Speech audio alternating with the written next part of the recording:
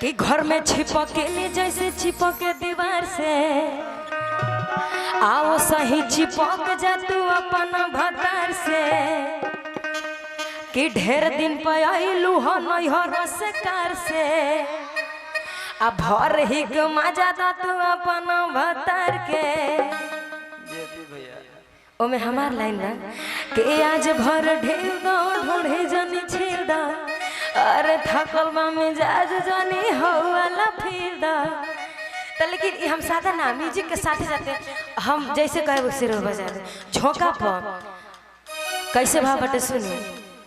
कि घर में छिपक लिए जैसे चिपक दीवार वो सही चिपक जा तू अपन भतार घर में छिपक लिए जैसे चिपक दीवार वो सही चिपक जा तू अपन भतार से ढेर दिन पे आइलू हर हर से कार से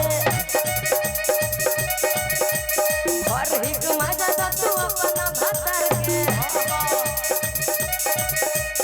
आज भर ढेर दा ढोढ़े जनी छिड़ दा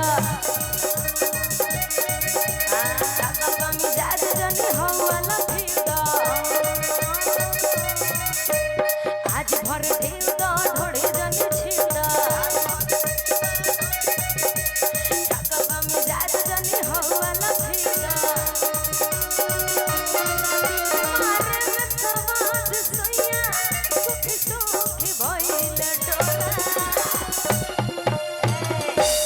इनका संगे फील दी। हाँ हाँ ये हम क्या कर रहा तरी तो हम क्या करें तुम फील लो कि थकल मिजाज जनी हो वाला फिर दा तैसा में फीले पर गानो बाजल टाइम देखिए ये कहल जाला टाइम के गाना टाइम पे अपना मोने आ जाला। हां थकल मिजाज जनी हो वाला फील लो। हां भाई कबे से नाचत तरी पोरे पोरे दे हमरा टूटतावे हो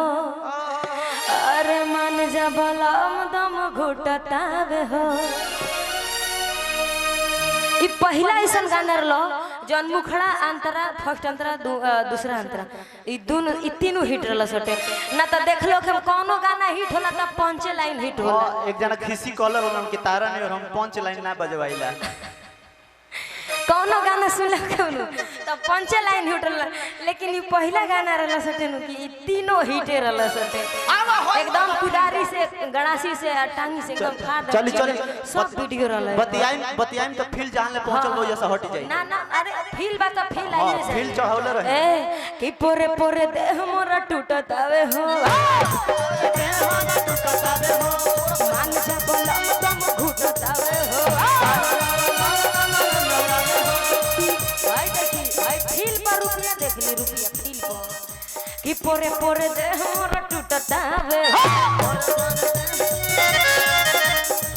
जा बलम दम घुटतावे हो